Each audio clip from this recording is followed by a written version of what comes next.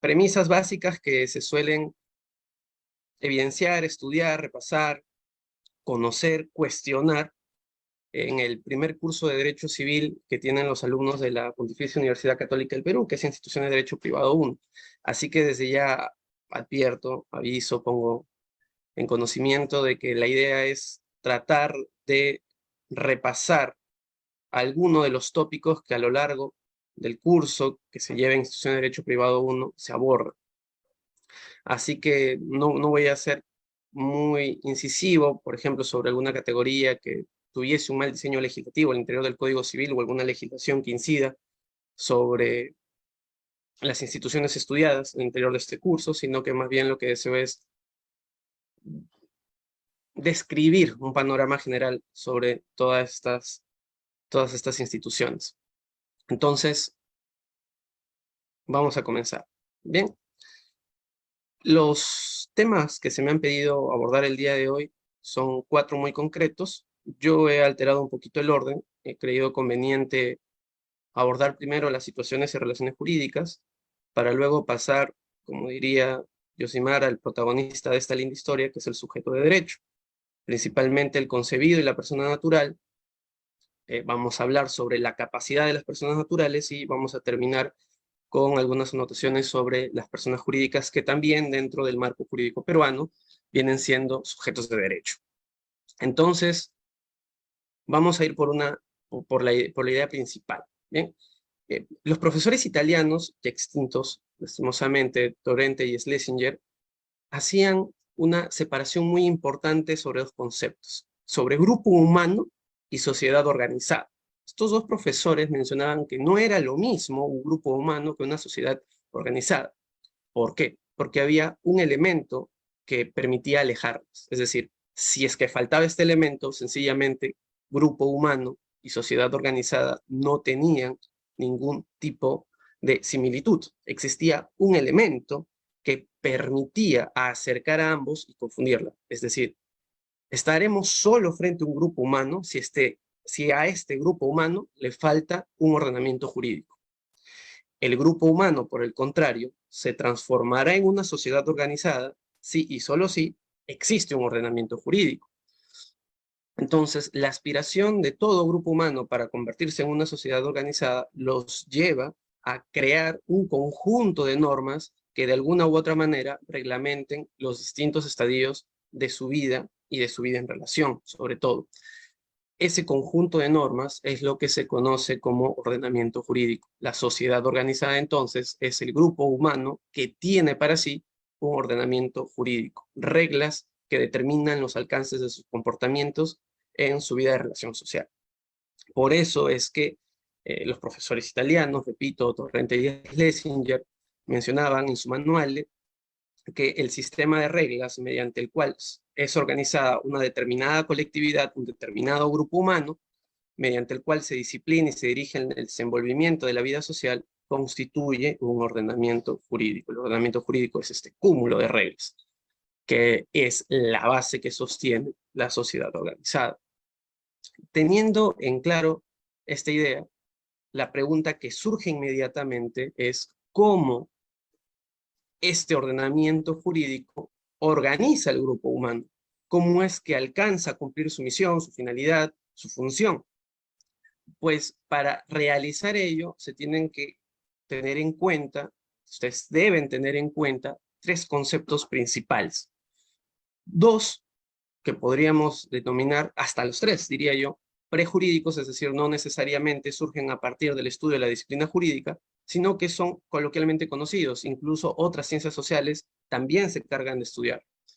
¿Cuál es el primer concepto? Es la necesidad. Todo integrante de un grupo humano presenta necesidades. ¿Cómo se define la necesidad? Pues el sentido de carencia de algo. Cada vez que ustedes experimenten que algo les falta, están sintiendo una necesidad, están experimentando una necesidad, que ocurre todos los días. Todos los días, por ejemplo, tenemos necesidad de alimento, necesidad de transporte, necesidad de educación, necesidad de ciertos suministros, por ejemplo, el suministro eléctrico, el suministro de internet para conectarnos, para estar todos presentes aquí a través de esta vía. También hay necesidades un poco de mayor trasfondo económico. Por ejemplo, una empresa necesita un leasing para tener bienes y así realizar el objeto social de su empresa, etc. Entonces, a cada hora, cada minuto, cada segundo, los sujetos de un grupo humano experimentan necesidades. Siempre tienen un sentido de carencia de algo. Bien, dejando aquí esta idea, pasemos ahora al otro lado. ¿Qué son las utilidades? Utilidades vienen siendo un cúmulo de bienes o servicios que son las herramientas, los mecanismos, los instrumentos capaces de limitar o eliminar el sentido de carencia. Es decir, en el mundo, las utilidades vienen siendo los paliativos perfectos de las necesidades. Ahora, cuando nosotros tenemos una necesidad y cuando nosotros reconocemos cuál es la utilidad que es capaz de destruir o al menos restringir esta mala sensación que nos lleva la necesidad, es que estamos frente a un interés. Estos tres conceptos son esenciales al momento de estudiar el derecho privado, el derecho civil. Por eso es que se estudia normalmente en instituciones de derecho privado 1 y de ahí ustedes más adelante lo ven con mayor incidencia tal vez en el curso de derecho de obligaciones. Entonces, resumiendo la idea, si nosotros tenemos una necesidad y advertimos cuál es la utilidad capaz de atacar esa necesidad, diremos que tenemos un interés. ¿Por qué tenemos un interés? Porque justamente esa necesidad nos va a llevar a tratar de conseguir, a poner todos nuestros esfuerzos para lograr obtener esa utilidad. Pues tenemos interés en conseguir la utilidad para satisfacer nuestras necesidades. En ese sentido, adoptando la definición de Rosario Nicoló, tenemos que el interés es la relación, no jurídica, sino una relación en sentido semántico, entre el sujeto y el bien. Bien entiéndase utilidad, solamente que al amparo de nuestro ordenamiento jurídico, los bienes tienen cierta connotación propia de los derechos reales, es decir, como el objeto del derecho real sobre el cual se ejercen las atribuciones de los derechos reales. Por eso es que allí bien entiéndanlo, en la definición de Rosario Nicoló, entiéndanlo como utilidad, porque también pueden ser servicios que no se identifican con el concepto de bien. Es la relación que existe, repito, el interés entre el sujeto y la utilidad, que expresa un juicio del sujeto sobre la idoneidad del bien para satisfacer la necesidad, y culmina Rosario Nicoló diciendo que por ello, justamente por el reconocimiento de la idoneidad de esta utilidad para satisfacer la necesidad, es que realiza esfuerzos para conseguirlo. Por eso finaliza, compromete su voluntad para la obtención del mismo. Entonces, es a partir de estos tres conceptos que el ordenamiento jurídico, que acuérdense, es este cúmulo de reglas que tiene como misión organizar las relaciones de los sujetos que integran un grupo humano, para que así se conviertan en una sociedad organizada, tiene en cuenta estos tres conceptos: necesidad, utilidad y sobre todo interés, porque el ordenamiento jurídico trabaja sobre la base del interés. Va a conseguir su objetivo si es que tiene en cuenta los intereses que se presentan en estos grupos, en este cúmulo de personas que se desarrollan y se desenvuelven socialmente. Entonces, tenemos que el ordenamiento jurídico es este cúmulo de reglas, este conjunto de normas. ¿Qué busca este conjunto de normas? Regular el desenvolvimiento de la vida social. A eso apunta, a eso se dirige. ¿Cómo lo va a lograr? Realizando una labor de evaluación o calificación de los intereses. Recuerden qué es el interés, es el reconocimiento de la idoneidad de la utilidad para satisfacer una necesidad. Va a trabajar sobre ello el ordenamiento jurídico. Sobre los intereses, los va a calificar, los va a evaluar, va a determinar un juicio sobre estos intereses y a partir de allí podrá gestar, en la medida de lo posible, de forma idónea, su misión de regulación de intereses. ¿Qué ocurre cuando el ordenamiento jurídico lleva a cabo esta labor evaluativa, esta calificación sobre los intereses de los sujetos que integran una determinada sociedad? Pues arroja como resultado las situaciones jurídicas. el resultado de la calificación del ordenamiento jurídico sobre un interés termina dándonos una situación jurídica subjetiva. ¿Qué es la situación jurídica subjetiva entonces? Es la posición en la que se encuentra un determinado sujeto luego de que el ordenamiento jurídico calificó su interés. Y ese es un concepto ya estrictamente jurídico y sobre el cual se estructuran las normas jurídicas, que justamente tienen el propósito de regular el desarrollo y el desenvolvimiento social. Esa idea necesito que la mantengan siempre. Situación jurídica es la posición en la que se encuentra un sujeto luego de que el ordenamiento jurídico hizo una evaluación de su interés. Una evaluación que puede ser positiva o negativa, pero evaluación al final y al cabo. Y aquí un par de definiciones de situaciones jurídicas. Hay una definición, como pueden apreciar ahí, del profesor italiano Vincenzo Oropo y también de uno de los profesores de la Facultad de Derecho de la Pontificia Universidad Católica del Perú, como lo es el profesor Rómulo Morales Servies. ¿Qué nos dice Oropo, por ejemplo? Él indica que las situaciones jurídicas subjetivas expresan la forma en la que las normas regulan las posibilidades de actuación de los sujetos de acuerdo con la jerarquía establecida entre sus intereses contrapuestos. Y vean cómo acaba, jerarquía establecida entre sus intereses contrapuestos. ¿Cómo se establece la jerarquía? ¿Cómo se sabe que unos van arriba? ¿Cómo se sabe que unos van abajo? ¿Cómo se sabe que unos están en preponderancia? ¿Cómo se sabe que otros están en estado de subordinación? Pues por la calificación que realiza el ordenamiento jurídico. Vincenzo Oropo ya nos está adelantando lo que hace un momento atrás yo les mencionaba, de que las situaciones jurídicas no son equivalentes. Como siempre hay una calificación, puede que salga bien, un resultado positivo, puede que salga mal, un resultado negativo. Y a partir de ahí se construye esta jerarquía que mencionaron. Y así es como las normas jurídicas, el ordenamiento jurídico, cumpliría su rol regulador. Porque no todos pueden ganar. Hay una película, por ejemplo, que se llama Bruce Todopoderoso, protagonizada por Jim Carrey, donde también trabaja Jennifer Aniston y Morgan Freeman.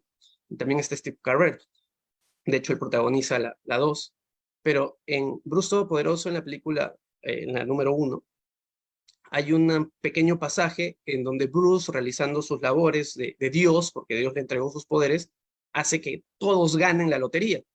¿Y cuál fue el resultado? Casi incendian la ciudad en donde él vivía. No pueden ganar todos. Por eso es que es imprescindible, necesario, generar una jerarquía. Algunos van a ganar, otros van a perder. Esa idea es muy importante que nos la ofrece Vincenzo Oropo. Por su parte, el profesor Morales nos indica que las situaciones jurídicas subjetivas no son sino el resultado de la valoración, de la calificación discrecional que el ordenamiento hace de los diversos intereses y en particular de aquellos que considera dignos de protección. Esto también es muy importante, porque nosotros podemos tener varios intereses, como dije hace un momento atrás, o sea, podemos experimentar un cúmulo de necesidades, pero no todos estos intereses, estos reconocimientos de la idoneidad, de la utilidad para satisfacer una necesidad, le interesan al ordenamiento jurídico. Les pongo un ejemplo. En el Código Civil se regula la institución matrimonial, que de acuerdo a su definición legislativa es la unión voluntariamente concertada entre un hombre y una mujer. Entonces el matrimonio heterosexual está previsto en la norma, está regulado en el Código Civil. Le interesa el ordenamiento jurídico a ello. También está regulado, por ejemplo, la promesa de futuro matrimonio, que lleva adelante la constitución de los esponsales. También está regulado, también se establecen algunos dispositivos normativos para ver qué ocurre cuando este fenómeno acaece en el plano fáctico. Pero, por ejemplo, no está regulado las relaciones sentimentales que se catalogan como de simples enamorados, donde no existe de por medio aún un proyecto de futuro matrimonio, ni de constitución de esponsales. ¿Se dan cuenta? Entonces, no todos los intereses al ordenamiento le importan. Solamente aquellos que sean dignos van a ser fuente de calificación y a partir de ello constituir situaciones jurídicas que va a ser el medio por el cual vamos a poder organizar, ordenar las relaciones sociales de las personas. Entonces, tengan muy en cuenta estas dos ideas. Hay una jerarquía, algunos van a ganar, van a tener situaciones que los favorecen, situaciones jurídicas que los favorecen, algunos van a perder, van a tener situaciones jurídicas que no les conviene, y adicionalmente, estas situaciones jurídicas siempre se van a gestar a partir de intereses que el ordenamiento jurídico previamente reconoce, como dijimos, como merecedores de protección y de tutela y de regulación. Porque entiende el ordenamiento, se entiende. Recuerden también que el ordenamiento es una creación social.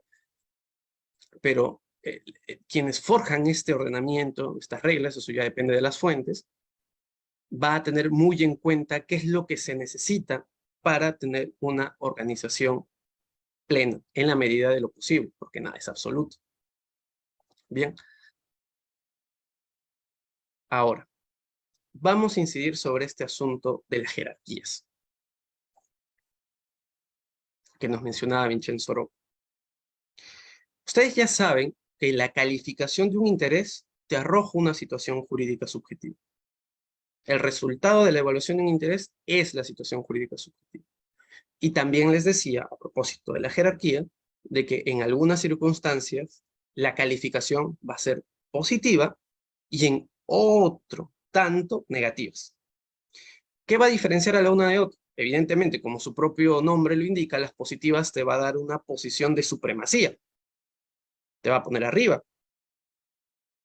En cambio, las negativas te va a poner abajo. Vas a estar subordinado. Cuando nuestra calificación del interés es positiva, vamos a estar frente a las situaciones jurídicas subjetivas de ventaja, de supremacía, de ventaja. En cambio, cuando la calificación es negativa, vamos a estar frente a situaciones jurídicas de desventaja. Por ende, van a estar subordinadas al servicio de otro agente, distinto del titular del interés calificado negativamente. Por eso es que allí en el gráfico ustedes pueden apreciar en la parte final más o menos de qué va el hecho de tener una situación jurídica subjetiva de ventaja y de qué va el hecho de tener una situación jurídica de desventaja. No es lo mismo. De la propia nomenclatura se puede advertir ello. Cuando estás frente a una situación jurídica subjetiva de ventaja, el titular de esta situación jurídica de ventaja se le garantiza algo. Se le resguarda algo. ¿Qué se le resguarda? Pues que va a obtener su interés. Se le asegura eso. Y también frente al aseguramiento de ello, se le va a acompañar un cúmulo de mecanismos de tutela justamente para, en caso esté en peligro ello, lo resguarden, lo tutelen, lo protegen, lo remedien. Entonces, de eso trata una situación jurídica subjetiva de ventaja. Garantizarle al titular el alcance de su interés, la obtención de la utilidad que satisface su necesidad. Por el contrario, en la situación jurídica de desventaja no va a ocurrir ello. Es decir, el titular de la situación jurídica de ventaja, como está subordinado, no está puesto para satisfacer su interés, sino que por el contrario, va a servir como instrumento para la satisfacción de un interés ajeno. Va a ser una herramienta, un medio. Por eso que ustedes pueden leer ahí también, la situación jurídica de desventaja impone un sacrificio al titular de la situación jurídica de desventaja, a fin de asegurar una situación jurídica de ventaja. Justamente quien sí obtuvo una calificación positiva y por eso está en una posición de supremacía. Por eso es que se llama una situación subordinada, porque no trabajas para ti, trabajas para otro, para satisfacer el interés de otro. Entonces, por eso, nuevamente, es importante que ustedes tengan en cuenta toda esta clasificación. Ya se habló de interés, que el ordenamiento jurídico, luego de calificar este interés, te arroja una situación jurídica subjetiva. Sobre esta situación jurídica subjetiva puede ocurrir que ganaste o que perdiste, que te calificaron positivamente o negativamente. Si te califican positivamente, bravo, vas a obtener la satisfacción de tu interés. Si te califican negativamente, pues lo siento, vas a tener que ayudar a otro a satisfacer tu interés. Como el tuyo está subordinado, sencillamente no podemos darte el otorgamiento de alguna ventaja, de algún beneficio. Tú tienes que ayudar a beneficiar a otro. Entonces, eso es lo que diferencia la situación jurídica de ventaja con la situación jurídica de desventaja. Ejemplos de situaciones jurídicas de ventaja y situaciones jurídicas de ventaja. Esto más o menos ha sido organizado por la doctrina y se tiene, por ejemplo, como situación jurídica de ventaja al denominado derecho subjetivo. Y ese es importante porque se entiende que el género es situación jurídica de ventaja y una especie de este género es el derecho subjetivo, el que a su vez puede ser dividido como absoluto y relativo. Pero aquí un punto interesante. La clasificación entre derecho subjetivo absoluto y relativo no incide sobre los límites que pueden tener ellos. De hecho, la totalidad de derechos suelen tener límites, no son ilimitados. Incluso el derecho a la vida, hoy en día, más con el pronunciamiento judicial a propósito del caso Ana Estrada, ya podría discutirse sobre sus límites. ¿Cuál podría ser un límite del derecho a vivir? Pues lo que se denomina como muerte digna. Por eso, cuando ustedes en sus cursos de instituciones del derecho privado les hablen de derechos subjetivos y hagan esta dicotomía entre derechos subjetivos absolutos y relativos, repito, no tiene nada que ver los límites implícitos o explícitos de la atribución, sino que el derecho subjetivo absoluto y relativo tienen otro rasgo diferenciador que no incide sobre los límites. Para explicarles un poquito más ello, y aquí me voy a detener simplemente en algunas situaciones jurídicas para no agotar mucho el tiempo, el derecho subjetivo se define como la posibilidad de obrar para satisfacer nuestro interés. Es lo que, por ejemplo, se denomina la facultas agendi, o la facultad de realizar, de actuar. ¿Cómo puedes actuar? Se dice absolutamente cuando basta tu propio comportamiento para satisfacer tus necesidades. Un ejemplo claro de derecho subjetivo absoluto es la propiedad, porque el derecho de propiedad, de acuerdo a la definición prevista en el artículo 923 del Código Civil, se indica que es aquella atribución que permite al propietario usar, disfrutar, disponer o reivindicar. La reivindicación es un mecanismo de tutela, la disposición. Existe duda sobre si propiamente es o no un atributo de la propiedad, no queda duda de que el uso y disfrute sí, pero el derecho de propiedad, esta facultad de uso, de disfrute sobre un bien, solo requiere del titular del derecho. No necesita de nadie más. Es simplemente la actuación del sujeto sobre el bien en el que recae su derecho. Por eso es absoluto, porque no necesita de nadie. Es autónomo e independiente. En cambio, entendiendo el derecho subjetivo, repito, como esta facultad de obrar, será relativa esta facultad de obrar cuando, a diferencia del absoluto, no sea tu propia conducta la suficiente para satisfacer tu interés, sino que por el contrario necesitas la colaboración de un agente distinto a ti. ¿Cuál les integrarían esta nomenclatura de derecho subjetivo relativo? Por ejemplo, el derecho de crédito. ¿Por qué? Porque el derecho de crédito otorga a su titular la facultad de exigirle a otro un comportamiento que, dentro del marco de las relaciones obligatorias, es una prestación. Yo puedo exigirle a mi deudor que realice el pago, es decir, la ejecución de la prestación, que puede ser un dar, un hacer, una omisión, por ejemplo. Pero yo solo no puedo satisfacerlo. Necesito que el otro actúe para que yo pueda tener la satisfacción de mi interés. Si el otro no actúa, voy a seguir estando en la misma posición de carencia, de necesidad. Por eso es que es relativo. Sin cooperación no llego a nada. Por eso es que la facultad de obrar que te otorga el derecho subjetivo es exigir. La posibilidad de exigir que otro realice la conducta capaz de satisfacer mi necesidad. De eso trata el derecho subjetivo.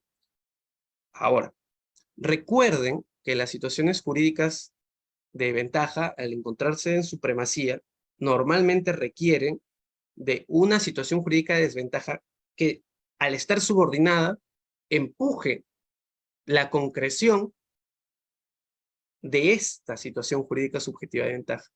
¿Cuál es lo opuesto del derecho subjetivo absoluto? ¿Cuál es el opuesto del derecho subjetivo relativo? Bueno, del absoluto se suele denominar el deber, en sentido lato. Y del derecho subjetivo relativo es la obligación, es el débito. Por ejemplo, cuando estamos frente a una situación jurídico real, un derecho subjetivo real, nuevamente la propiedad, si bien solo yo puedo alcanzar la satisfacción de mi interés, necesito que nadie perturbe ese ejercicio autónomo. Por eso se dice que los demás miembros de la sociedad tienen el deber de abstención, de no perturbación, de no molestar, en buena cuenta. No molestes al propietario, déjalo solito ahí. Por eso es que también se entiende que entre los propietarios, por ejemplo, frente a la colectividad potencialmente agresora de su derecho, se refiere que existe una relación jurídica de tipo abstracta, que se concretiza cuando se identifica al sujeto que en efecto lesiona el derecho, por ejemplo, en este caso, nuevamente de propiedad. Pero el derecho de propiedad, como derecho subjetivo absoluto, tiene como contraparte el deber jurídico, que es un deber de abstención. En cambio, el derecho subjetivo relativo, nuevamente haciendo inferencia al derecho de crédito, tiene como contrapartida al débito o obligación. ¿Qué es la obligación? ¿Qué es el débito? Es la situación jurídica de desventaja en la que se encuentra el sujeto que tiene que desarrollar una conducta para satisfacer el interés de otro. Justamente del sujeto que tiene el derecho de crédito a su favor. El derecho de crédito, ya mencionaba, es un derecho subjetivo de corte relativo. Entonces, lo que quiero que se den cuenta de aquí es que, si bien existen situaciones jurídicas subjetivas de ventaja, estamos hablando del derecho subjetivo en este caso, paralelamente existen situaciones jurídicas de desventaja. Y el vínculo que existe entre una situación jurídica de ventaja con una situación jurídica de desventaja que justamente sirve para coadyuvar la satisfacción plena del interés que resguarda la situación jurídica de ventaja, se denomina relación jurídica. La relación jurídica, entonces, es el vínculo que une, que ata, que relaciona dos situaciones jurídicas contrapuestas. Ejemplo, la relación jurídica obligatoria, donde existe el crédito y existe el débito. Estas dos situaciones jurídicas, derecho subjetivo relativo y obligación, unidas, forman la relación jurídica obligatoria. Por ejemplo, ahí tienen situaciones jurídicas y relaciones jurídicas. Dentro del cúmulo de situaciones jurídicas subjetivas de ventaja, además del derecho subjetivo, por ejemplo, se tiene el derecho potestativo, la expectativa, la facultad propiamente dicha, el interés legítimo. Son más o menos las que se han reconocido.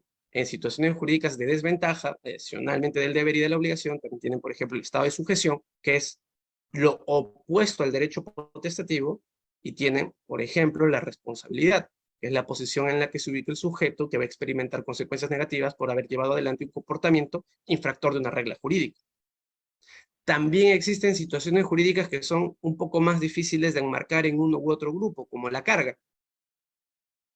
Porque la carga necesita que el agente que tiene sobre él la carga realice la conducta si es que quiere obtener ventajas él.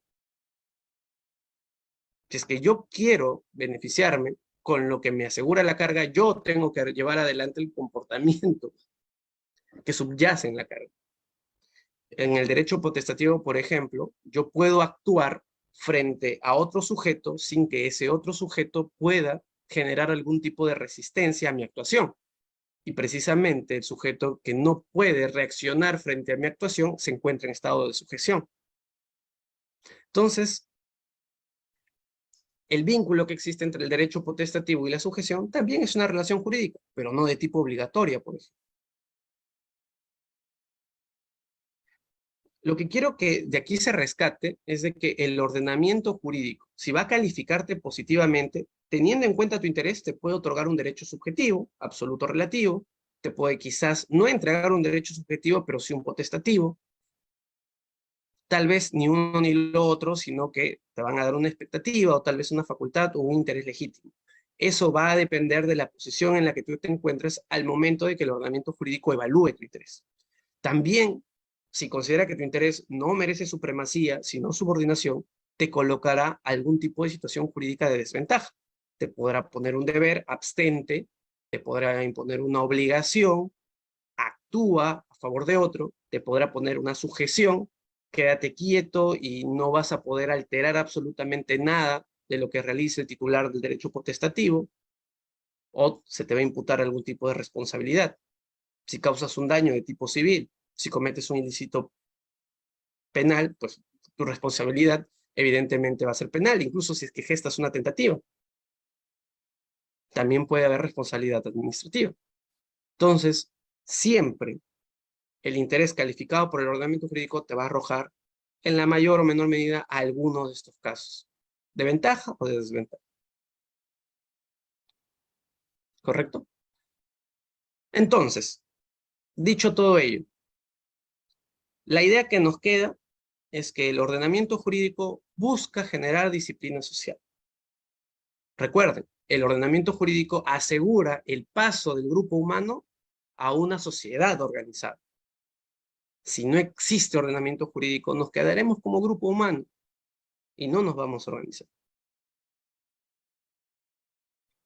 ¿Y cómo genera la disciplina social el ordenamiento jurídico? Pues a través de la expedición de normas jurídicas, que van a contener las situaciones jurídicas que se van a otorgar de acuerdo al caso en concreto, de ventaja o de desventaja.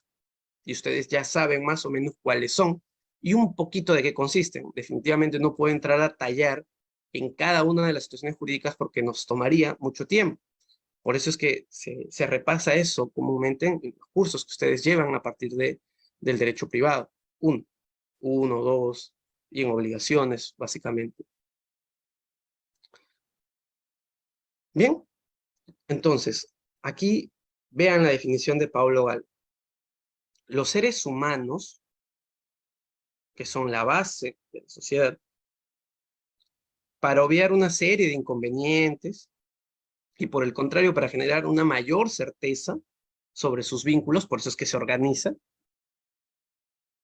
que justamente van a ayudar a evitar o solucionar posibles conflictos, introducen normas. Porque estas normas te van a permitir saber cuándo tú ganas o cuándo tú pierdes. Te van a dar las reglas del juego, dice Gall. Y este concepto debe quedar muy bien en ustedes, por favor. Las normas jurídicas generan certeza sobre quién va a ganar en un escenario y quién va a perder en el otro. ¿Y por qué?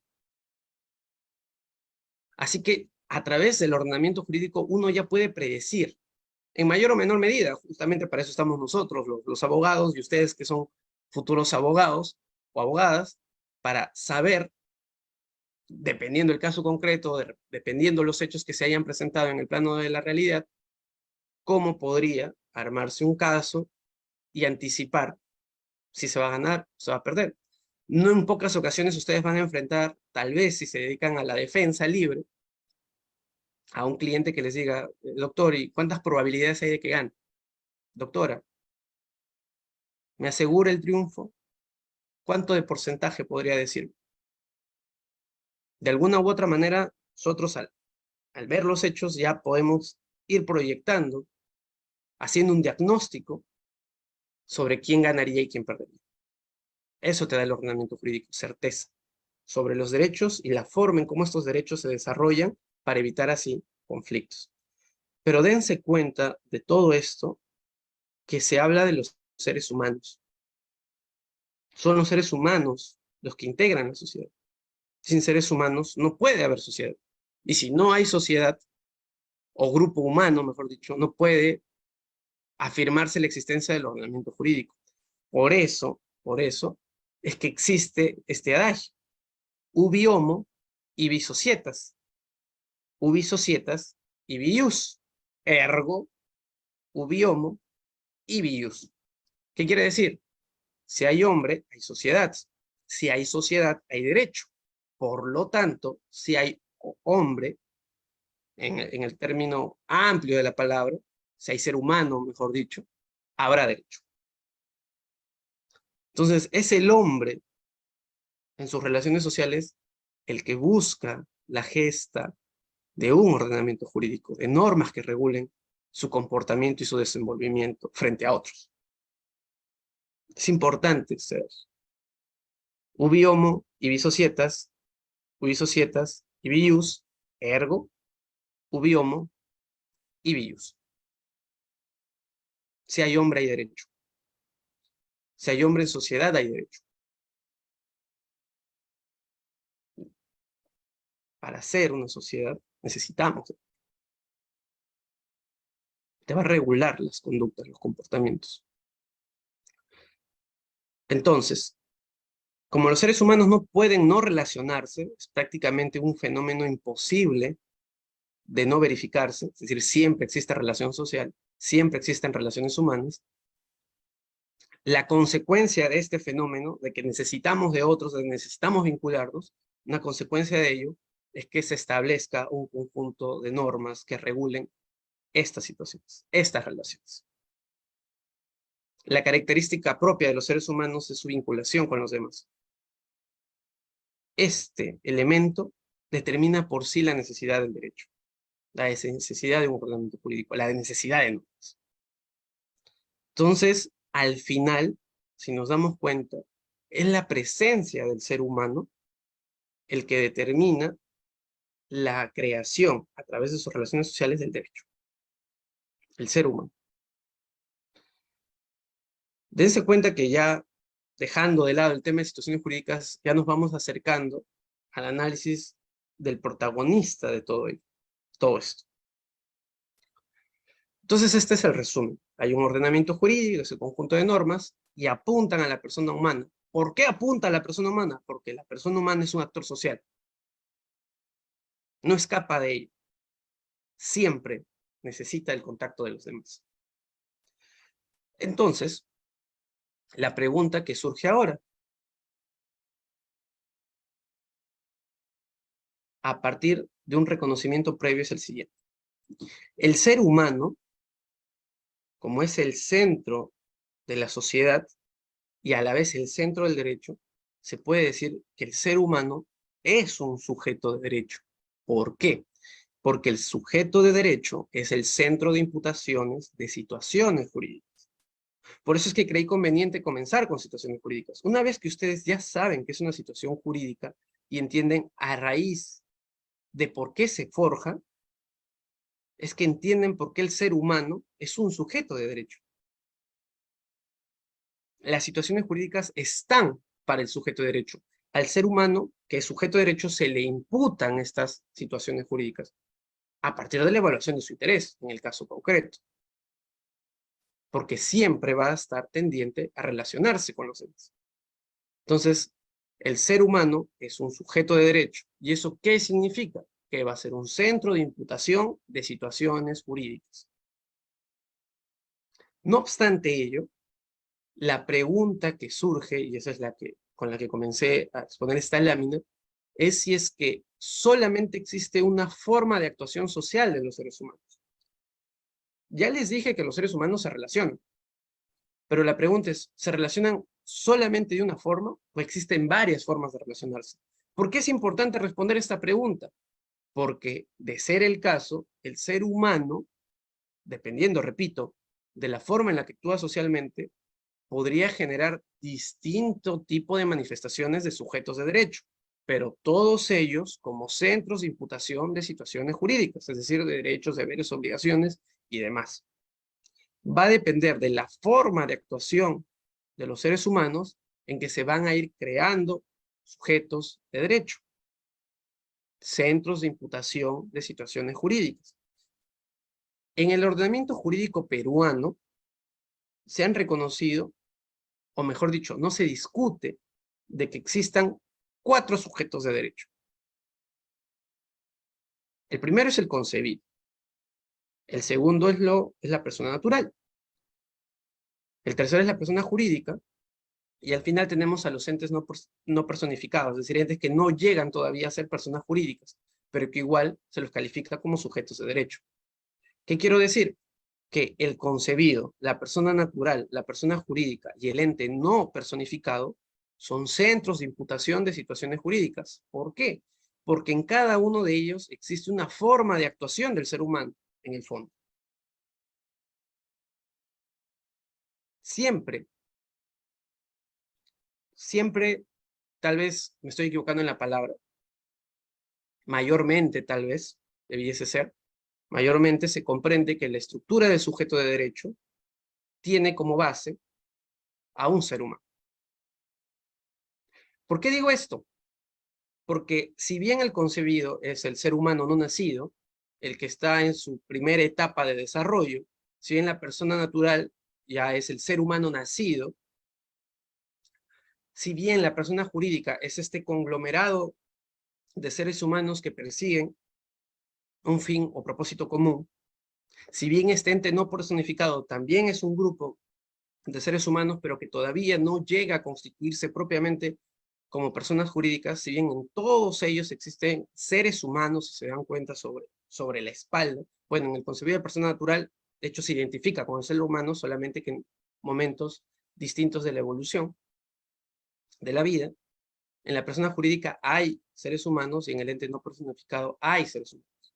Sin embargo, y esto seguro se los van a decir sus profesores de instituciones de derecho privado, de hecho, cuando yo estaba en la adjuntía de docencia de este curso se mencionó, existe ahora una tendencia que agrega otros entes, otras entidades, y los comprenden como sujetos de derecho. Todavía es discutible, ojo.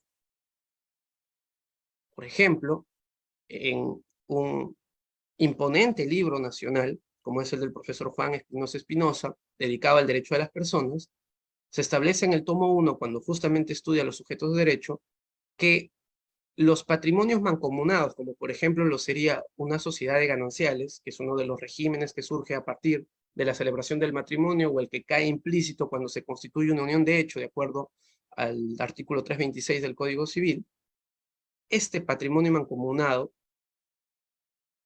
sería un sujeto de derechos. Pero es un patrimonio mancomunado. Es un conjunto de activos y pasivos. Patrimonio, pues. Pero el profesor Espinosa menciona que este patrimonio podría calificar como sujeto de derecho. Lo curioso es que en este patrimonio no se integran personas. Las personas son titulares del patrimonio, pero no integran el patrimonio. O sea, el titular del patrimonio y el patrimonio se entiende que son entidades separadas, distintas, no identificables. Yo por eso tengo mis dudas de calificar, por ejemplo, a los patrimonios mancomunados como sujetos de derecho. O sea, no concibo, yo al menos, esto es una opinión muy personal, no concibo que un patrimonio que necesita de un titular sea a su vez sujeto de derecho. O sea, el patrimonio sería centro de imputación de derechos, deberes y obligaciones, o es que lo sería su titular. Porque un principio básico, esto por ejemplo lo dice Santoro Passarelli, en su viejo manual de Doctrina General de Derecho Civil, todo patrimonio tiene titular. No hay patrimonios sin titulares. ¿Y los titulares quiénes son? Los sujetos de derecho. Por eso esta falta de conexión estructural, argumentativa, es que a mí no me permite aseverar que un patrimonio de este tipo sería un sujeto de derecho. Otro ejemplo, los animales, los robots. Se está cuestionando si los animales y los robots podrían o no ingresar a la categoría de sujetos de derecho, incluso la inteligencia artificial. Sobre los animales y sobre los robots al menos, sí hay un fuerte resguardo doctrinario. Les pongo un ejemplo, por ejemplo, la escuela de la Universidad Estadual de Río de Janeiro no conciben que entidades que no gocen de dignidad, entendiendo que la dignidad es el elemento que caracteriza al ser humano, puedan representar genuinos sujetos de derecho. Descartan totalmente, justamente por la particularidad de no formar parte de la raza humana, que puedan ser sujetos de derecho. Podrían ser otra cosa, tal vez no llegar al concepto de objeto de derecho, pero sujeto de derecho no.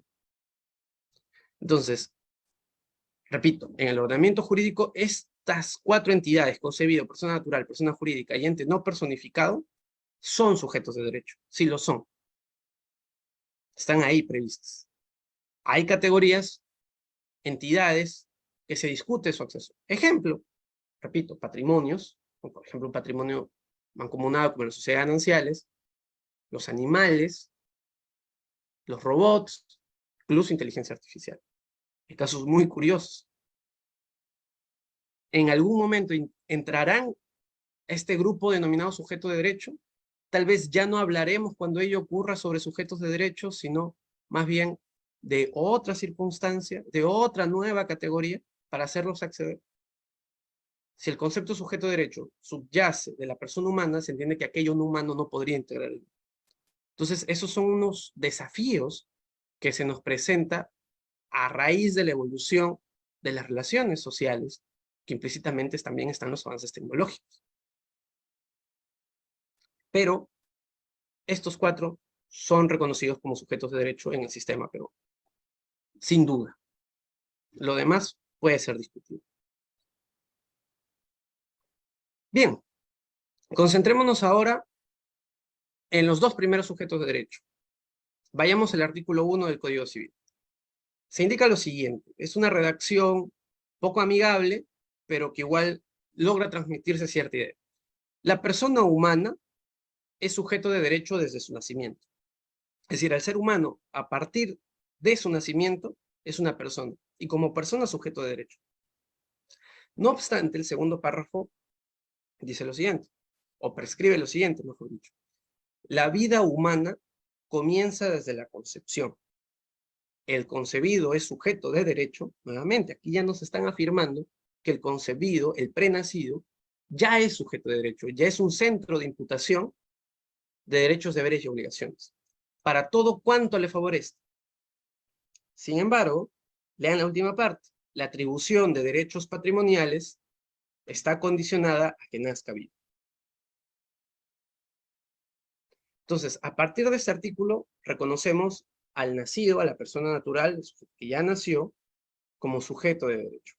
Y también se reconoce como sujeto de derecho al ser humano que todavía no nace, que está simplemente concebido, el nasciturus. Y es sujeto de derecho para todo cuanto le favorece. Sin embargo, la tercera parte de este segundo párrafo del artículo 1 te indica que eso de todo cuanto le favorece no opera en el caso de los derechos de corte patrimonial, porque todos ellos están sujetos a una condición.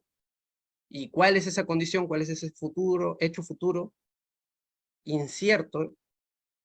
Es de que nazca vivo. Si nace vivo, se consolidan sus derechos patrimoniales. Y digo consolidan porque la expresión condicionada lleva inmediatamente a la cabeza de que se trata de una condición suspensiva, no resolutoria. ¿Cuál es la diferencia entre una condición suspensiva y una resolutoria? La condición suspensiva es poner en pausa la eficacia jurídica hasta que ocurre el evento condicionante. Es decir, yo no voy a tener algo sino hasta cuando se verifique ese hecho futuro incierto. Esa es la condición suspensiva.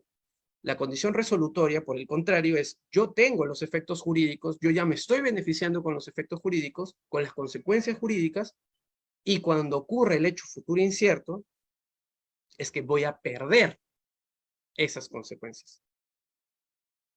La redacción tal cual está el artículo 1, la atribución de derechos patrimoniales está condicionada a que nazca vivo. Si bien no te especifica qué tipo de condición es, pues la redacción lleva a pensar de que es una condición suspensiva, es decir, que no lo tiene, pero lo tendrá una vez que nazca. Pero cuando nazca, ya no va a ser, se entiende con vida, ya no va a ser concebido, sino que va a ser persona natural, igualmente sujeto de derecho. Por eso digo que la redacción del artículo 1 es ciertamente un poco confusa. No logra detallar bien el alcance de uno y otro, y tal vez es por estos condicionamientos que se establecen. Vamos con el concebido primero. Recuerden, está en el segundo párrafo. Previamente a ello, ustedes ya saben que dentro de los sujetos de derecho, el artículo 1 te arroja el concebido y la persona natural. El concebido es el ser humano en desarrollo biológico primario, es decir, en el periodo de gestación, y la persona natural es el ser humano que ya nació, que ya culminó perfectamente el estado de concepción y nació sin mayores inconvenientes. Ahora sí, sobre el concebido. Vámonos ahora a la Constitución de 1993, que prescribe el artículo 2 que toda persona tiene derecho, inciso 1, Constitución Política, a la vida, a su identidad y a su integridad moral, psíquica y física y a su libre desarrollo y bienestar. Perfecto. Esta segunda parte es la que nos interesa. El concebido es sujeto de derecho en todo cuanto le favorece. Entonces, el mandato constitucional te permite advertir que absolutamente todo es beneficioso para el concebido. No podría existir una limitación sobre los alcances de la atribución de situaciones jurídicas y de la tutela de esas situaciones jurídicas al concebido. No hay ningún condicionamiento a sus derechos patrimoniales en el texto del artículo 2, inciso 1 de la Constitución Política. Por ello es que llama la atención actualmente, porque el Código Civil es de 1984, la Constitución Política es de 1993. Es decir, la redacción de la Constitución es más actual que la del Código. 9 años de diferencia entre uno y otro. Podría decirse, de hecho esto lo sostiene también un profesor de la casa, el profesor Gastón Fernández Cruz, en un trabajo dedicado al daño a la persona. Él indica, de acuerdo al artículo 2, inciso 1 del Código Civil, prácticamente la última parte del artículo 1 habría quedado derogada por ser inconstitucional. Porque la Constitución Política no genera ningún tipo de condicionamiento sobre la atribución, repito, y la tutela de los derechos patrimoniales del concebido. Por ende, el concebido, si es sujeto de derecho total, debiese tener todo a su favor. Todo. Derechos de corte no patrimonial, así como derechos de corte patrimonial. Y esto es muy importante, porque luego ustedes, por ejemplo, podrían entrar en su curso de sucesiones. ¿Qué pasa si es que a un concebido le generan una donación y lastimosamente pierde la vida el concebido? Le viene un aborto natural. ¿Quién hereda ese bien?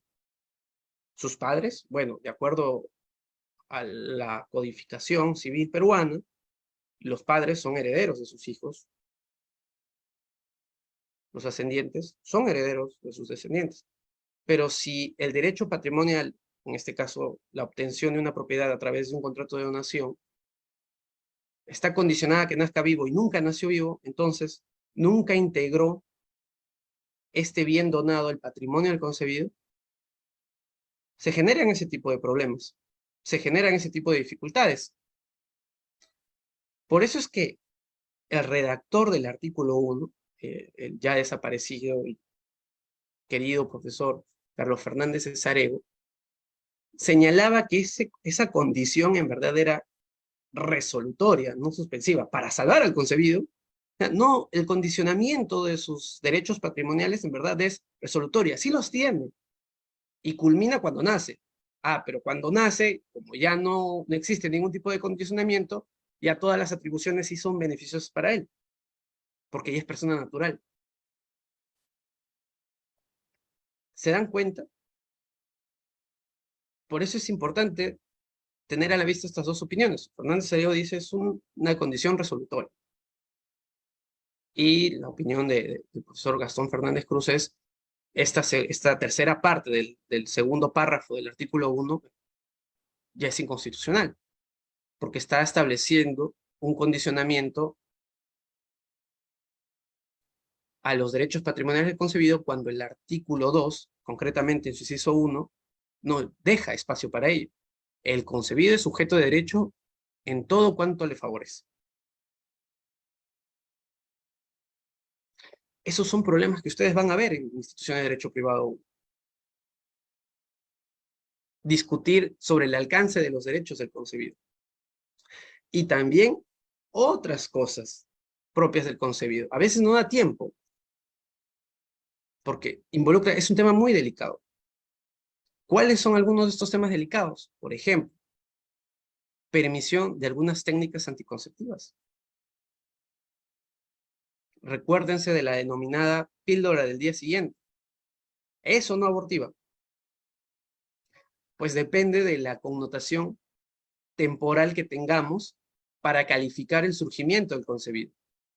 Porque recuerden, el artículo 1, segundo párrafo, comienza de la siguiente manera. La vida humana comienza con la concepción. La concepción es el momento a partir del cual, de acuerdo a este dispositivo normativo, inicia la vida. Y la vida no se atenta, como regla. Entonces, verificar la permisión de algunas técnicas anticonceptivas depende del momento que nosotros digamos, existe concepción. Porque hay múltiples teorías que ustedes van a estudiar en instituciones del derecho privado, en donde se afirme que la concepción surge desde la unión del espermatozoide con el óvulo. De repente dicen, no, otra teoría, ¿no? Las 12 horas, la fusión nuclear, para que se cree el cigoto per se. Otros dicen, no, la teoría de la anidación, 14 días. Para definir cuándo es que hay concepción per se.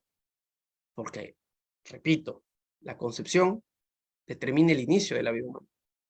Es importante. Y eso afecta la permisión de ciertos métodos anticonceptivos de emergencia. Por la píldora del día siguiente es conocida como un método anticonceptivo de emergencia. Hablando de píldora del siguiente, también en la discusión entra el aborto, que se discute constantemente. Y la discusión, al menos sobre la permisión o no de otros tipos de aborto más allá del terapéutico, que no es sancionado por el Código Penal, tiene que tener evidentemente un sostén antropológico, psicológico, biológico, médico, social, etcétera, pero también jurídico. Tenemos que ver cómo es que está nuestro ordenamiento jurídico al día de hoy. A partir del artículo 1 del Código Civil, a partir del inciso 2 del artículo, perdón, del inciso 1 del artículo 2 de la Constitución Política del Perú, en que se establece que el concebido es un sujeto de derecho para todo cuanto le favorezca, tal cual está el ordenamiento jurídico. ¿Podría o no abrirse el campo al aborto para un escenario distinto al terapéutico, que es el escenario en el que existe peligro de supervivencia de la madre que está gestando? Esa es la discusión jurídica. Repito, va a tener un trasfondo moral, religioso, antropológico, psicológico, biológico, médico, etc. Pero eso se tiene que manifestar en disposiciones normativas. Ya si estamos de acuerdo o no, ya va a depender de otras circunstancias. Pero tal cual está el ordenamiento jurídico, con determinar que la vida humana inicia con la concepción y que el concebido es sujeto de derecho para todo cuanto le favorezca, ¿cómo es que esto impacta o no en el tema del aborto? Es otro reto que el concebido, como concepto jurídico, asume en el plano de la realidad y en el plano jurídico. Otro asunto que involucra al concebido, las técnicas de reproducción asistida. ¿Qué pasa con la crioconservación de fetos? ¿Qué pasa con la concepción extrauterina? ¿Qué pasa con la sobrepoblación? Eso va a depender de lo que entendamos por concebido. Y en el Perú eso solamente se extrae a partir del artículo 1 del Código Civil y de algunas disposiciones normativas que pueden extraerse, por ejemplo, de la Ley General de Salud. Pero estos son algunos de los temas que involucran al concebido como sujeto de derecho. Por eso es importante su estudio. Y porque se presentan casos en la vida real. Puede darse el caso de, por ejemplo, y esto lo menciona el profesor Juan Espinosa, un caso muy interesante que él hace referencia, a de si es que un concebido se encuentra o no cubierto por el SUAT. Un caso muy interesante, que él narra en su libro, lo recomiendo que se lea, es un extraordinario libro, el del profesor Juan Espinosa. Sobre todo por la casuística que hay ahí. Nos cuenta muchos casos, nacionales y extranjeros, que dejan a uno pensando. Entonces, estos son algunos de los temas que involucran al concebido como sujeto de derecho. Ahora, dejando un poquito de lado al ser humano concebido y pasando ya el ser humano nacido, este se identifica con el concepto de persona natural. La persona natural, la persona individual, es el ser humano que ya nació, que se desarrolló en el estado de concepción, ya se separó totalmente de la madre. Entonces, la persona natural, no debe dudarse, es un sujeto de derecho, como ya lo habíamos dicho.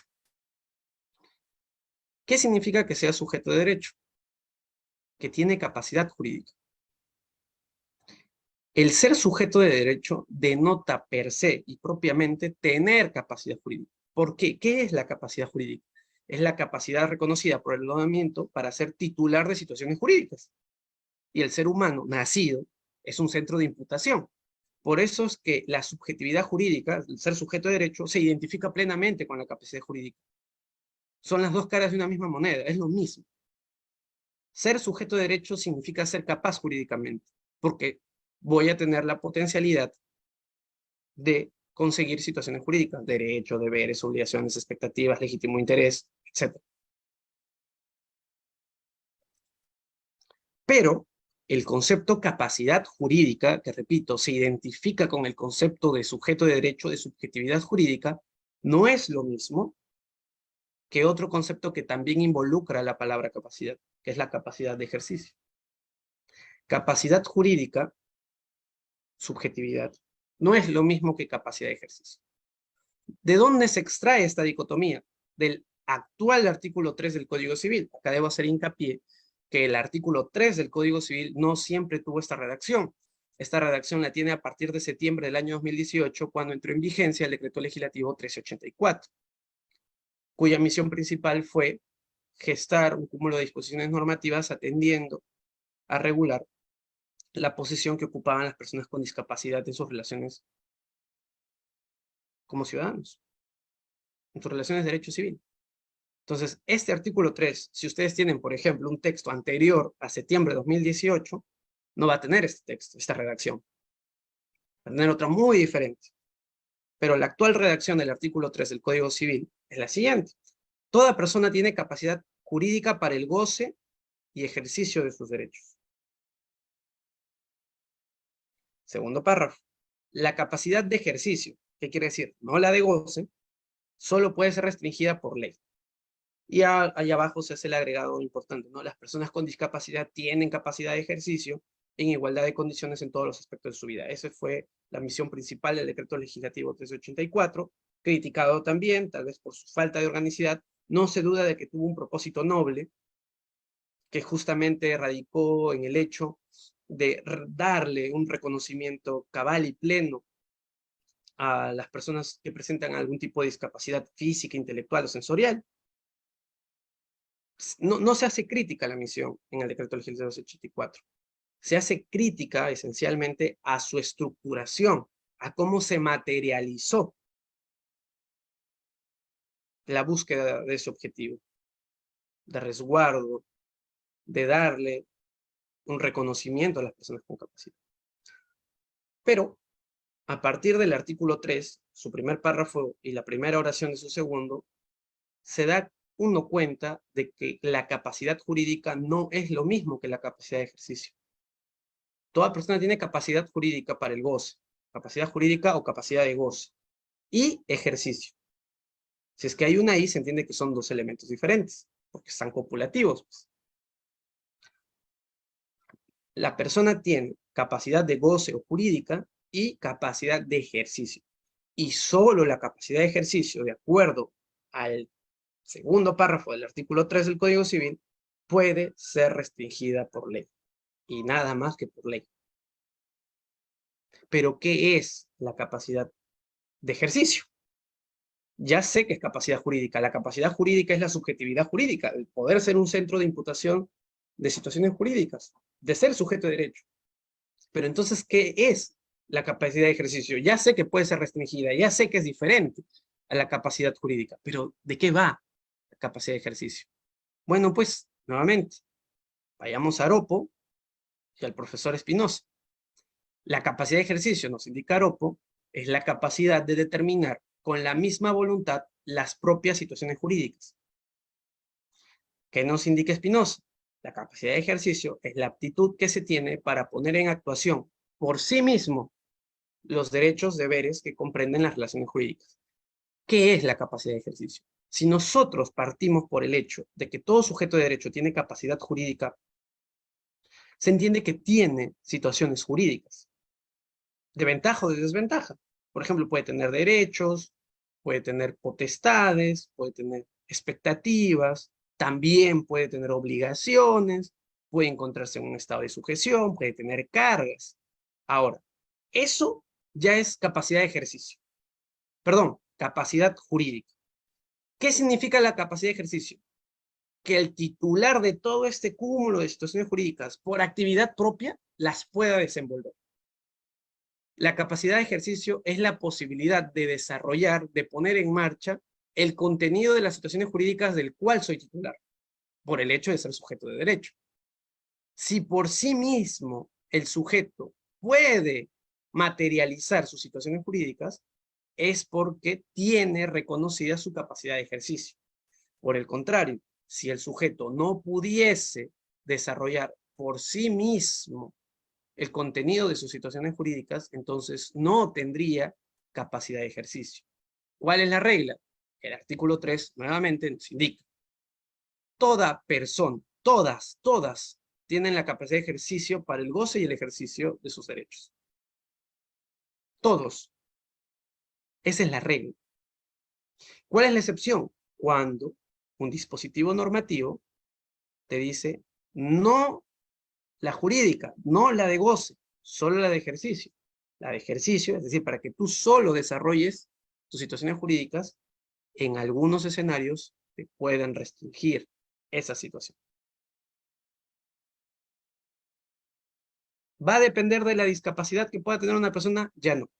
Antes sí. Cuando teníamos el modelo médico, sí. Ahora estamos en el modelo social, en el que se entiende que la discapacidad no es la patología sensorial, física, intelectual. No, ya no es esa la forma de entender la discapacidad. La discapacidad actualmente, y este es el modelo que se ha abrazado, porque hemos firmado la Convención de los Derechos con Personas de Discapacidad, que la discapacidad son las barreras que existen para que una persona con estas características pueda desarrollarse plenamente. Una barrera, por ejemplo, una persona que anda en silla de ruedas, es que no existan barandas para descender o para ascender de la vereda a la pista, de la pista a la vereda. Que no existan barandas, no, rampas, perdón, que no existan esas rampas, es lo que genera la discapacidad. No es la merma física que tengo, es que existan más bien las barreras que me impidan, a pesar de tener esa situación, no poder desarrollarme plenamente, como en este caso sería el transportarme con absoluta libertad. Entonces, todas las personas, incluidas las personas con capacidad, por regla, ejercen sus situaciones jurídicas. Entonces, tienen capacidad de ejercicio. La ley es la que en algunos escenarios particulares te puede restringir tu capacidad de ejercicio. Veas el artículo 42, también modificado a través del decreto legislativo 1384. Toda persona mayor de 18 años tiene plena capacidad de ejercicio. Entonces, ¿de quién no se duda que tenga capacidad de ejercicio en aptitud de explotarse al máximo? Las personas naturales que tengan de 18 años a más. Y se agrega, por si es que hubiese algún tipo de duda, esto incluye a todas las personas con discapacidad, desde luego. Y esta capacidad de ejercicio se desarrolla en igualdad de condiciones con las demás y en todos los aspectos de la vida. Se está refiriendo a las personas con discapacidad, independientemente de si usan o requieren ajustes razonables o apoyos para la manifestación de voluntad. Justamente que existan apoyos, que existan ajustes, es lo que permite a la persona con discapacidad materializar su capacidad de ejercicio, llevar por cuenta propia sus situaciones jurídicas, de ventaja o de desventaja. El problema no son las personas con discapacidad, son las personas que rodean a las personas con discapacidad, que vienen siendo inescrupulosas en algunos casos, u otras vallas que existan, sociales, económicas, etcétera. Por ejemplo, si una persona invidente desea entrar a un supermercado y necesita para ello un perro guía, no dejarla entrar con su perro guía atenta contra un elemento que le permite ejercitar sus atribuciones jurídicas. No es la persona con discapacidad el problema, es todo lo que lo rodea y que lo restringe y lo limita. Por eso, todas las personas, incluidas, esto ni siquiera debería decirse, porque se debiese entender, todas las personas, incluso con discapacidad, si son mayores de 18 años, tienen plena capacidad de ejercicio. La capacidad de ejercicio, por lo tanto, se adquiere a partir de los 18 años. Sin embargo, pueden existir escenarios en los que excepcionalmente se otorgue capacidad de ejercicio. Ejemplo, el segundo párrafo del artículo 42. Excepcionalmente tienen plena capacidad de ejercicio, en principio, los mayores de 14 años y menores de 18, quienes estén en ese rango, que contraigan matrimonio o quienes ejerciten la paternidad. Esta redacción de este segundo párrafo es un poco problemática. Pareciese fácil, pero créanme que yo he visto problemas a nivel práctico. Porque si ustedes se dan cuenta, esa comita pareciese separar a los mayores de 14 años y menores de 18 años que contraigan matrimonio. La pregunta, ¿quienes ejercitan la paternidad tienen que estar en el mismo rango de edad, es decir, entre 14 y 18? ¿O es que podrían ser incluso de 13 años que ejerzan la paternidad? Dense cuenta, la redacción es un poco discutible. Tienen plena capacidad de ejercicio los mayores de 14 y menores de 18 que contraigan matrimonio. Listo. Quedó. Si tienes entre 14 y 18 y contraes matrimonio, te van a otorgar plena capacidad de ejercicio. Ponen una coma y agregan, o quienes ejercitan la paternidad. ¿Quiénes son esos que ejercitan la paternidad? Sujetos que también tienen que estar entre 14 y 18, puede ser, por ejemplo, alguien de 13.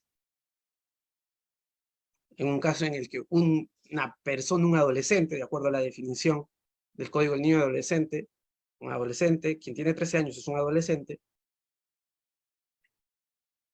se convierte en padre. ¿Va a tener plena capacidad de ejercicio o no? De acuerdo a la excepción del segundo párrafo. Se presta, ¿no? Y eso tiene que ver también en el ámbito penal, por si es que hubiese algún tipo de delito de violación sexual, por ejemplo, y participase una persona de 13 años. ¿Tienen plena capacidad de ejercicio? Si ya estuviese ejerciendo la paternidad. Ese es importante, el estudio de la capacidad, que ya involucra a las personas nacidas, a los sujetos de derecho conocidos como persona natural. Entonces, ¿tienen capacidad jurídica? Sí. Y tienen capacidad de ejercicio, sí. La ley restringe. ¿Qué está restringido básicamente? Todas las personas menores de 18 años no tienen capacidad de ejercicio. A partir de los 18 hacia adelante lo tienes, salvo excepciones. Un ejemplo de esas excepciones, el segundo párrafo del artículo 42, redacción actual por el Decreto Legislativo 384. Ahora, dejando de lado el concebido, dejando de lado a la persona natural. Recuerden que les mencionaba que llegar al concepto de sujeto de derecho depende de la manera en la que el ser humano actúa en sociedad. Y en algunas circunstancias el ser humano no interviene individualmente en sus relaciones sociales, sino que se configura un conglomerado de personas, un grupo de personas que buscan un propósito común y por eso el ordenamiento jurídico consideró idóneo que este grupo de personas tenga subjetividad propia y se le denomina, por ende, sujeto de derecho. ¿Cómo se denomina a este grupo de personas? Personas jurídicas. Ahí hay una definición del profesor portugués Carvalho Fernández, en donde él indica qué es una persona jurídica. Él entiende por persona jurídica la organización de personas que están unidas para cumplir un fin lícito y que el ordenamiento jurídico le atribuye la susceptibilidad de ser titular de derechos y de hallarse comprendida en relaciones jurídicas. Así se comprende a la persona jurídica. Un grupo de personas que por perseguir un fin común, en vez de darle a cada uno una situación mejor al conjunto de personas, se las identifica como una sola y por ende caen sobre ella derechos, deberes y obligaciones. El artículo 77 del Código Civil genera la regulación de personas jurídicas.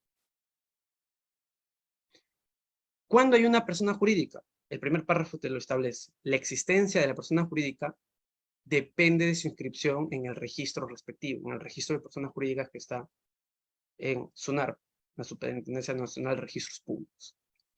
Cuando se inscribe es que surge la persona jurídica como tal. La inscripción es el elemento gatillador de la existencia de la persona jurídica como centro de imputación de intereses, calificables por el ordenamiento jurídico y por ende titular de situaciones jurídicas objetivas, de derechos, deberes y obligaciones, a partir de su inscripción. Sin embargo, antes de su inscripción también existe una regulación, porque el ordenamiento entiende que potencialmente vas a inscribir a este grupo de personas y se va a configurar una persona jurídica. El segundo párrafo, ¿qué nos indica? La eficacia de los actos celebrados en nombre de la persona jurídica antes de su inscripción, porque antes de su inscripción no existe persona jurídica, estos actos, esta eficacia de los actos, depende de que se geste la inscripción y que se ratifiquen estos actos dentro de los 3 meses siguientes de haber inscrito. Por ejemplo, imaginen que yo celebro hoy día un contrato, pero no lo celebro a nombre de Eber Medina, sino imaginemos que Derecho y Sociedad no exista. Digo, no, yo estoy participando como representante de Derecho y Sociedad. Celebrando un contrato, una donación me están haciendo. Soy el donatario. Pero, repito, no como Eber Medina, no estoy participando como sujeto de derecho Eber Medina, no estoy participando como representante del sujeto de derecho, Derecho y Sociedad, pero que todavía no se haya inscrito. Me dicen, pero no está inscrito. Lo vamos a inscribir prontamente y vamos a ratificar el acto. Entonces, ese contrato tendrá eficacia para la persona jurídica que aún no está inscrita, para Derecho y Sociedad que todavía no está inscrito, luego de que se inscriba la persona jurídica, porque a partir de ahí ya existe, y dentro de los 3 meses, si estamos en agosto, tiene que ser septiembre, octubre o noviembre, yo ratifique. ¿Por qué? ¿Qué pasa si eso no ocurre? El tercer párrafo lo regula.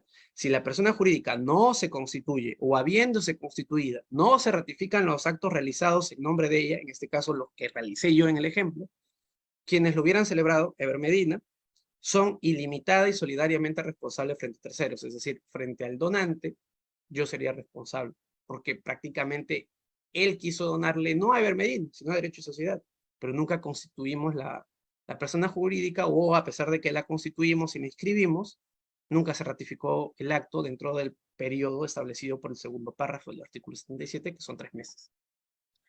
Lo importante de aquí es que ustedes sepan que la persona jurídica surge con su inscripción en registro. Ustedes pueden tener la escritura pública donde consta, como si fuese una empresa, el objeto social, el estatuto y todo lo demás. Pero si no se inscribe, no hay persona jurídica, no hay empresa, no hay sociedad. En el Código Civil, las personas jurídicas que ahí se reconocen, entre otras, por ejemplo, es la fundación, el comité, la asociación, que es muy común, ustedes siempre escuchan, ¿verdad? Asociación de exalumnos, asociación de empleados, los sindicatos también son personas jurídicas, las empresas, las sociedades son personas jurídicas, desde su inscripción. A partir de ahí ya los sujetos que le dieron nacimiento no pintan, ya es la persona jurídica quien va a ser el centro de imputación de derechos, deberes y obligaciones. ¿Cómo se confirma esta idea? Pues con el artículo 78 del Código Civil. La persona jurídica tiene existencia distinta a las de sus miembros. Los miembros no se identifican con la persona jurídica. La persona jurídica, derecho y sociedad no es todos los integrantes que la componen. Es un agente totalmente diferente a ellos, a partir de su inscripción. Por eso es que luego, en el artículo 78, se menciona, y ninguno de estos, ni todos ellos, tienen derecho al patrimonio de ella, ni están obligados a satisfacer sus deudas. Si existiese alguna deuda de una empresa, los que componen esa empresa no tienen que responder con su patrimonio sobre esa deuda, de acuerdo al artículo 78, porque tienen subjetividad diferente. No se confunden. Por eso siempre, cuando hablan de persona jurídica, si bien la persona jurídica es un conjunto de personas naturales, a partir de su inscripción se separa de ellas. Por eso, de acuerdo al artículo 78, la persona jurídica tiene existencia distinta a sus miembros. Un ejemplo de ello se puede dar con la responsabilidad civil. La responsabilidad civil es la institución que permite a aquel que sufre un perjuicio a obtener la compensación económica de ese perjuicio, que normalmente es pagada por el agente que causa el perjuicio, pero también puede ser por un tercero que tiene una vinculación muy particular con el agente que causó el daño. Les voy a poner un ejemplo para que puedan ilustrar todo esto. Piensen en las empresas de transporte público, ya sea local o interprovincial. Piensen en ellas. ¿Qué pasa si en el ejercicio, en la puesta en marcha del objeto social, es decir, transportar a las personas, se causa un daño, ya sea un peatón, ya sea un pasajero? ¿Quién va a responder en primer lugar? ¿Quién causó el daño? Pues, si bien lo hizo el piloto lo hizo en el desarrollo de la actividad de la persona jurídica, y la persona jurídica evidentemente tiene sus accionistas. El responsable del daño, el artículo 29 de la Ley General de Transporte y Tránsito Terrestre tiene una regulación especial, no voy a entrar a ella. En principio es la empresa de transporte. ¿Podría el damnificado, el peatón o el pasajero, dirigirse contra los accionistas de esta empresa de transporte? Y la respuesta es no, por el artículo 78 del Código Civil. La persona jurídica tiene existencia distinta a sus miembros. ¿Cuáles son los miembros que componen la empresa? Pues sus accionistas. Pero se separan. Los accionistas, dense cuenta en la segunda parte, y ninguno de ellos, en este caso los accionistas, tiene derecho al patrimonio de ella, ni están obligadas a satisfacer su deuda. Como la pretensión resarcitoria normalmente se traduce en una obligación de pago, comúnmente de suma de dinero, que es una obligación, es una deuda, los accionistas no tienen que con su bolsillo pagar el resarcimiento. Lo hace la propia persona jurídica, con su propio patrimonio. Se embargarán los buses, se ejecutarán posteriormente en venta judicial, pero se le pagará con el patrimonio de la persona jurídica, porque fue la persona jurídica quien, en ejercicio de su actividad económica, lastimó, lesionó el derecho de integridad, en palabras de Luigi Corsaro, de otra persona. Entonces, por eso se puede confirmar que la persona jurídica tiene subjetividad propia. Te lo confirma el artículo 78 del Código Civil. Entonces, resumiendo, en el curso de Instituciones de Derecho Privado 1, ustedes van a apreciar las situaciones jurídicas, que es la calificación de los intereses de los seres humanos cuando buscan satisfacer sus necesidades. Van a obtener una calificación positiva o negativa. Eso ya dependerá de la situación concreta. Si es positiva, van a tener situaciones jurídicas de ventaja, se va a resguardar la obtención de aquello que les importa. Si es de desventaja, ayudarán a otro, pero no a sí mismo a obtenerlo. Es distinta la tipología. Eso van a ver en derecho, instituciones de derecho privado 1. Pero este estudio de las situaciones jurídicas es importante para aterrizarlo, repito, en el protagonista del curso de instituciones de derecho privado 1. ¿Quién es el protagonista? Es el ser humano en sus diferentes manifestaciones. Y cada una de sus manifestaciones tiene la calificación de sujeto de derecho. El ser humano, en los distintos estadios de su desenvolvimiento, va a ser concretado como un sujeto de derecho. Y así va a ser el centro de imputación de todas las situaciones jurídicas que ustedes ya estudiaron. Desde su concepción, después de su concepción, es decir, con su nacimiento, e incluso cuando se organizan colectivamente. Cuando llegan a esa organización colectiva y lo inscriben en el registro de personas jurídicas SUNAT, ya va a ser un sujeto de derecho aparte, persona jurídica, distinta a sus. Todo eso ustedes van a presenciarlo, van a estudiarlo, van a indagar, van a investigar en instituciones de derecho privado 1. Bien, eso sería todo. Muchísimas gracias. Agradezco nuevamente a Derecho y Sociedad, a Polemos y al Centro Federado por el espacio, y espero que se haya podido entender un poco de lo que he deseado transmitirles el día de hoy. Muchas gracias.